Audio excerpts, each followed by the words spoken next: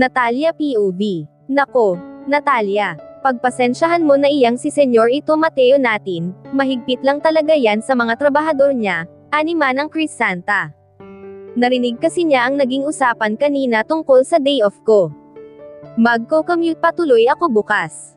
Kapag kasi driver ka dito, pwede mong dalhin ang sasakyan sa pag-uwi mo. Nang hinayang patuloy ako, sa magagastos ko sa pamasahe pauwi. Pero, Manang, di ba ang dami naman niyang maids dito? Pero bakit sabi niya, hindi daw kami pwede magsabay ni Diego, dahil wala daw siyang mauutusan. Huwag mo nang pansinin yon, natatawang sambit ni Manang, na tila may pakahulugan. Hayaan mo na, at makakauwi ka pa rin naman sa day off mo. Sabay tapik ni Manang sa balikat ko. Pagkaalis ni Manang, ay napabuntong hininga na lang ako. Malapit nang maghapunan, kaya umakyat na ako sa silid ni Rafael, para silipin ito, pero ang alaga ko, ang sarap ng tulog at ang lakas pa ng hilik. Napangiti ako, at umupo sa gilid ng kama niya. Pinagmasdan ko ang mukha niya, mamula-mula na sa kaputian, malaki ang pisngi at may manipis na labi. Malantik ang pilik mata, at may makapal na kilay. Kamukhang kamukha siya ni Mateo. Baka matuno ang anak ko. Masyado mong tinititigan. Halos mapasigaw ako sa gulat, nang biglang magsalita si Mateo, na nasa likod lang pala ng kurtina. Anong ginagawa niya rito sa kwarto ni Rafael? Pinapanood niya pa pala ang pagtitig ko sa anak niya. Anong ginagawa mo rito? Tanong ko, habang nakakunot ang aking noo. Tumayo ako, at inayos ko na ang uniform kong pangnani, dahil medyo nagusot nung umupo ako. Medyo niyuko ko pa kasi ang mukha ni Rafael. Tinatanong pa ba yan? Siyempre, bahay ko ito at pwede akong pumasok, sa kahit na kaninong kwarto. Aniya na may ngisi sa lobby, habang taas-baba ang kilay. You are invading someone's privacy, kapag ginawa mo yon. Inirapan ko siya. Alam ko na kasi, kung ano ang nasa isip ni Mateo. I'm not. At isa pa, kwarto ito ng anak ko, kaya pwede akong pumasok dito anytime. Pero bakit kailangan mo pang magtago? Medyo napalakas ang boses ko, kaya agad ko rin hininaan. Gusto ko lang, aniya at biglang tumalikod sa akin, habang ako ay nakapamaywang sa harapan niya. Mukhang tinatawanan ako ng makong na, ito, dyan ka na nga. Total tulog pa naman si Rafael. Tutulong na lang ulit ako sa pagluluto kusina. Binuksan ko na ang pinto, pero itong si Mateo, mabilis pa sa kidlat ang naging kilos. Hep, at saan ka pupunta? Ano ba? Hinaan mo nga iyang boses mo. Mamaya niyan, magising agad si Rafael, nang hindi pa kompleto ang tulog, magliligalig yan. Really? Leon ang inaalala mo o ako? Siyempre, yung alaga ko, ngumisi si Mateo. If I know, malaki pa rin ang pagnanasa mo sa akin. Abat, ang yabang nito. Bakit? Sabihin mong wala na. Mahal mo pa rin ako hindi ba? Matapang niyang tanong. Napalunok tuloy ako sa tanong ni Mateo. Aba, teka, bakit ako kakabahan? Hoy, hindi na, no, may iba na akong mahal. Matapang na sabi ko rin. Siyempre hindi ako aamin. At hindi rin ako magpapatalo. Ngunit gusto kong pagsisihan ang nasabi ko, pero hindi ko na mababawi, dahil nasabi ko na. Lumabas na sa bibig ko, at malinaw na narinig ni Mateo. Really? Who? Ayan na naman siya, sa pananakot niya. Papalapit na naman siya ng papalapit sa akin. Kung kanina, ay nagagawa ko pang makipagbiruan sa kanya, pero ngayon ay mukhang hindi ko na kaya. Nag-iba ang aura ni Mateo. Nagkaroon na ng galit ang mga mata niya, na kanina lang ay nagagawa pa niyang ngumiti. Bakit ko sasabihin sa'yo? Tapang-tapangan ko na. Nanginginig na ang kamay ko. Dahil gusto kong malaman, kung sino ang gagong, yon. Hindi si Mateo tumitigil ng paglapit sa akin.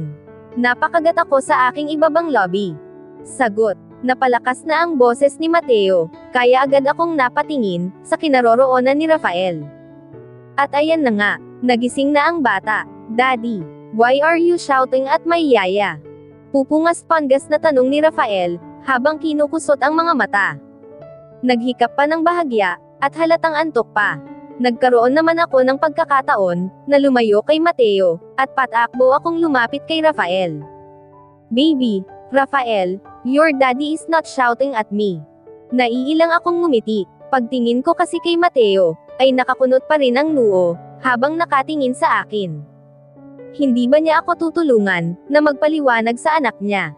Haze, bakit ba kasi dito pa nakipagtalo sa akin? Magtutuos tayo Natalia, hindi pa tayo tapos. Nagbabantang sabi ni Mateo, sabay labas na ng silid ni Rafael. Nakahinga naman ako ng maluwag, nang mawala na sa presensya ko si Mateo. Is daddy mad, yaya? No baby, may ipinagbilin lang sa akin ang daddy mo. Don't mind him na, okay. Okay, yaya, napangiti ako. Mabuti na lang, at bagong gising si Rafael, dahil kung hindi, paniguradong hindi ako nito titigilan ng kakatanong. Dinala ko na siya sa banyo, at hinilamusan ang mukha, saka inaya ko na siya pababa, dahil maghahapunan na. Mabuti nga, at kahit nakakatulog ito sa hapon, ay nakakatulog pa rin sa gabi. Mga bata talag, matatakaw sa tulog.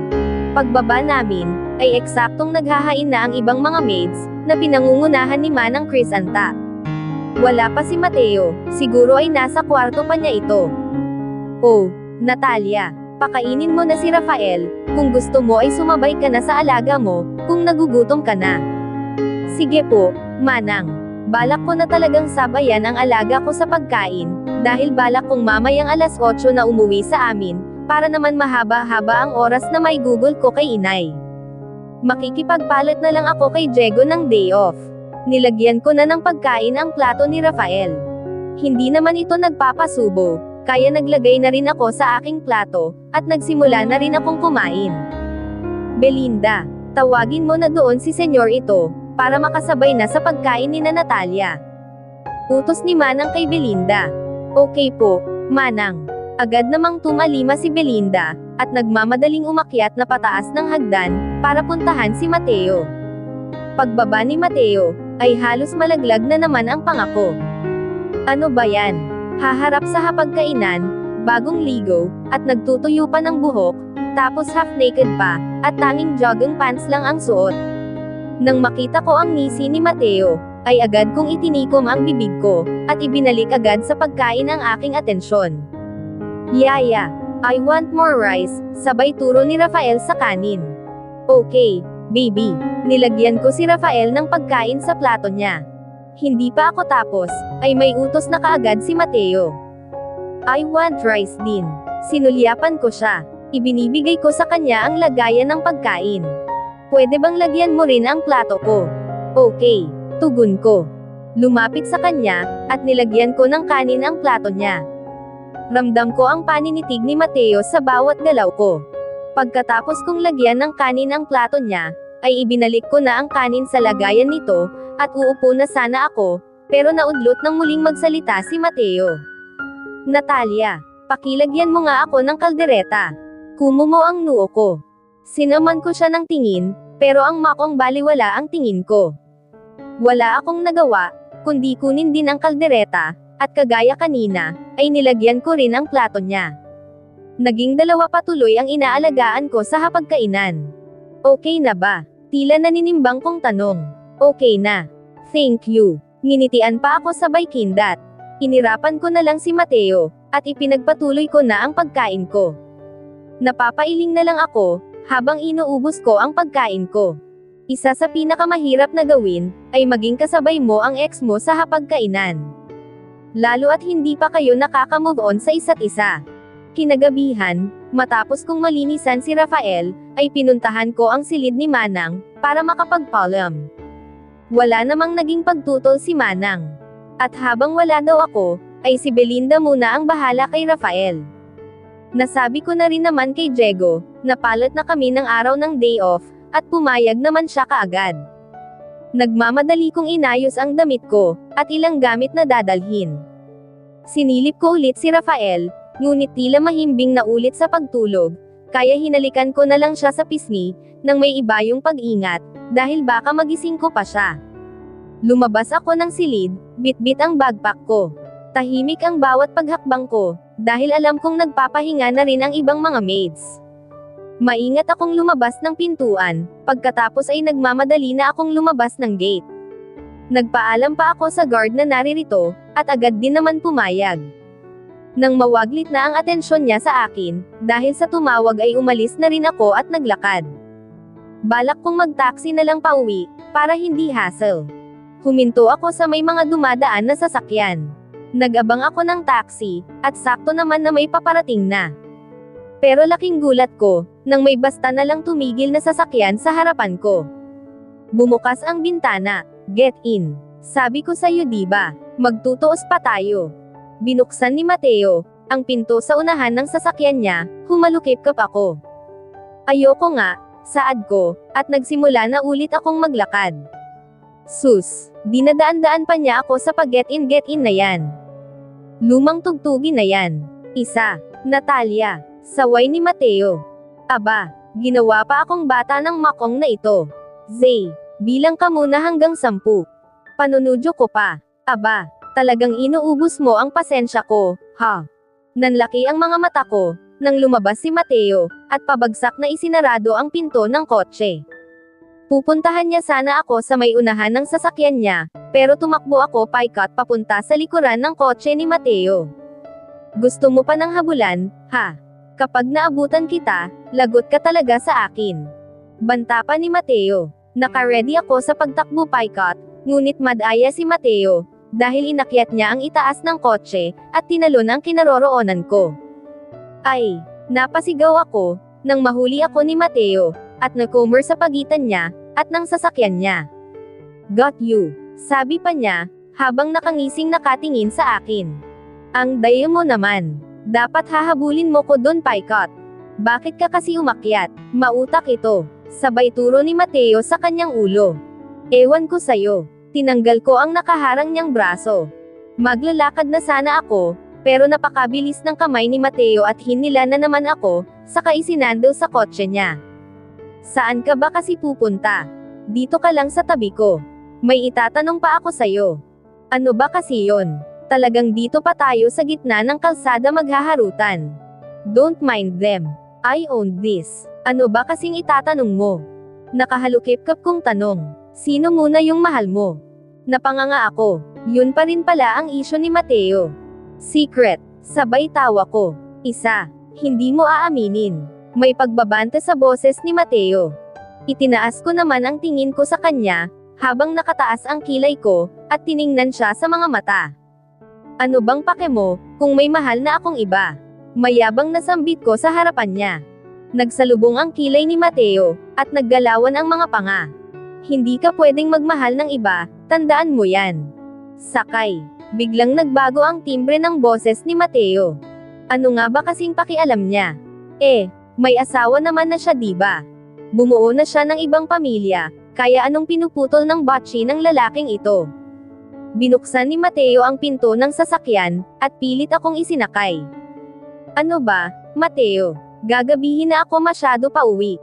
Kaya nga ihahatid kita diba? Pupuntahan natin si inay. Inay ko lang yon. Hindi mo nanay yon. Pairap kong sabi sa kanya, saka ako humalukip-kap. Sus. Lola ko nga, Lola din ang tawag mo. Syempre, si Lola Soledad yon, sinundan ko siya ng tingin. Unti-unti si Mateo na lumalapit sa akin. Anong gagawin mo? Tila kinakabahang tanong ko, pero nginisyon lang ako ng makong na ito.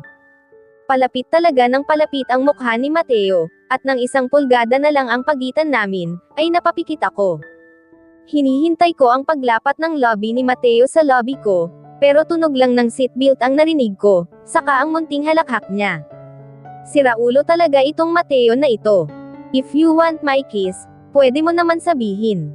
Paaring pa niya. Ha, never know. Hinding-hindi ko hahanapin ang halik mo. Talaga ba? Oo, and he caught me by his lips. Nanlaki ang mga mata ko, pero tila nahipnotismo na naman ako ng mga lobby ni Mateo na kay lambot. Unti-unting pumikit ang mga mata ko, at dinama ang halik niya, na kalaunan ay tinutugon ko na pala.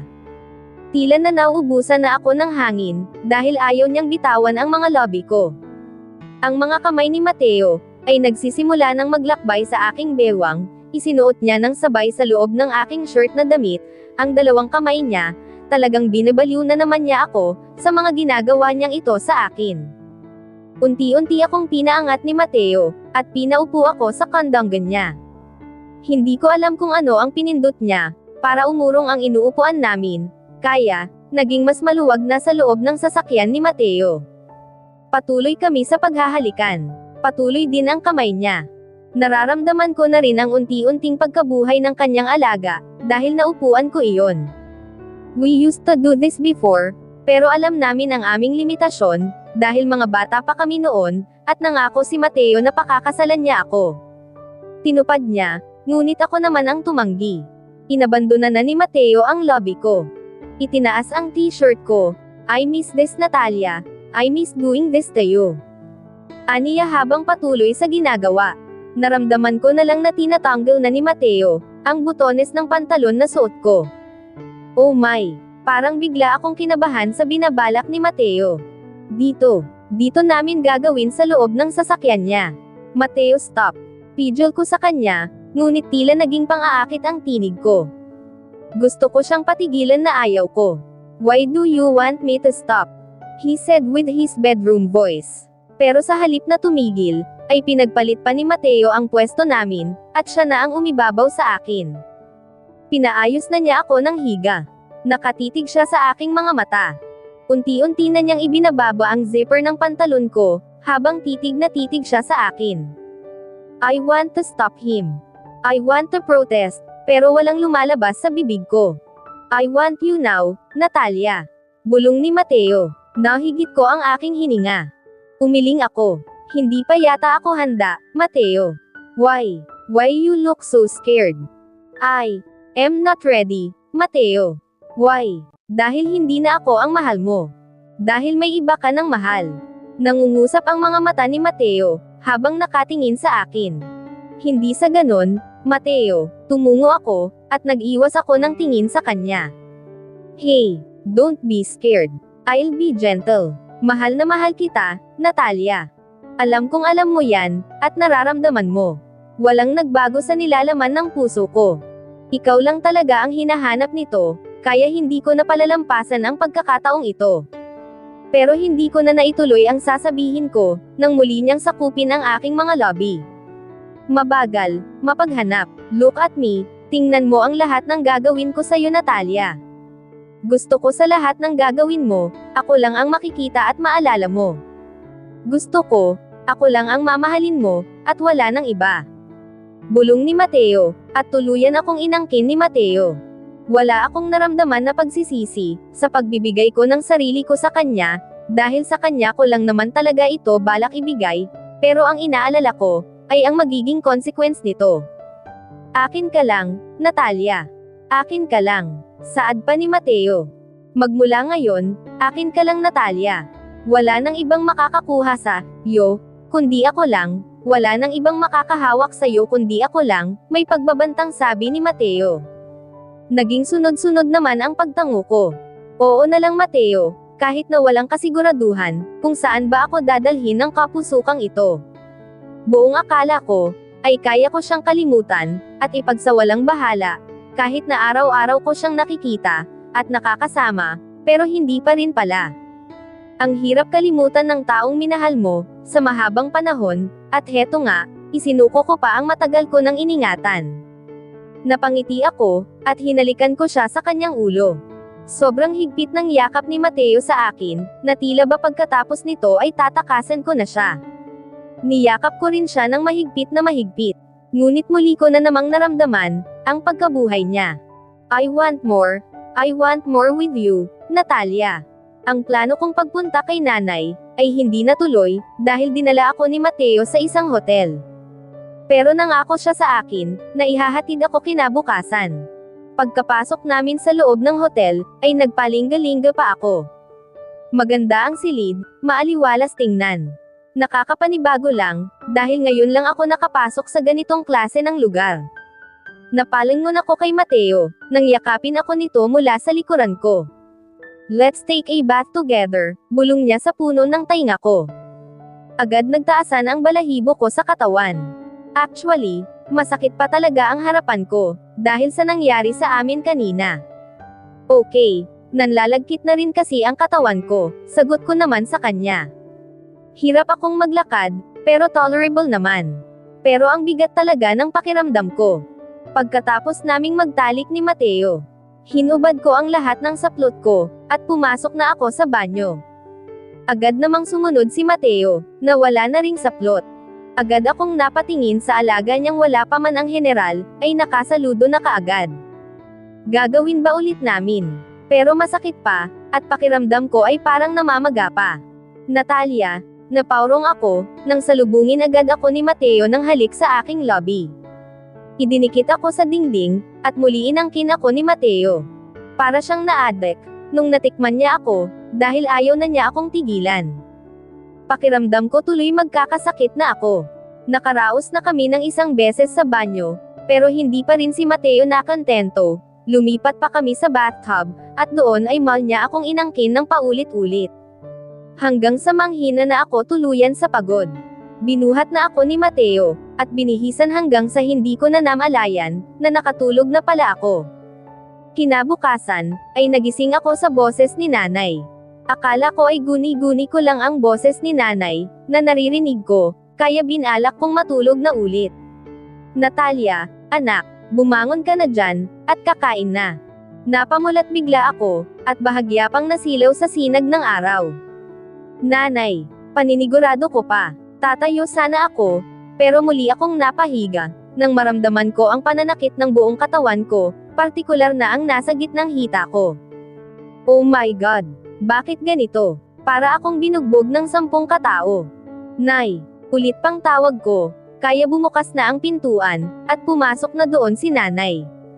Anak, gising na at tanghali na. Nakahanda na ang pagkain mo doon. Hindi ka na nakapag-agahan kanina. Masama ang magpalipas ng gutom. Nag-aalalang sambit ni nanay. Ang sama po ng pakiramdam ko, nay, ang bigat po at parang naghihina ako. Aba ay bakit? May sakit ka ba? Agad na umupo si nanay sa tabing higaan ko, at hinaplos ang noo ko. Nako, anak, ang taas ng lagnat mo. Gulat na sambit ko. Kaya pala ang sama talaga ng pakiramdam ko. Maluha-luha rin ang mga mata ko, at nilalamig pa ako, kahit na tirik na ang araw. Diyan ka na lang.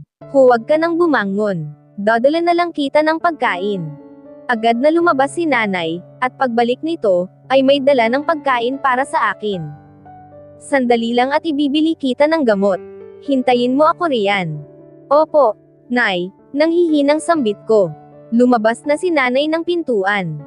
Pinilit ko namang bumangon, para makakain na ako, at makainom ng gamot pagdating ni nanay.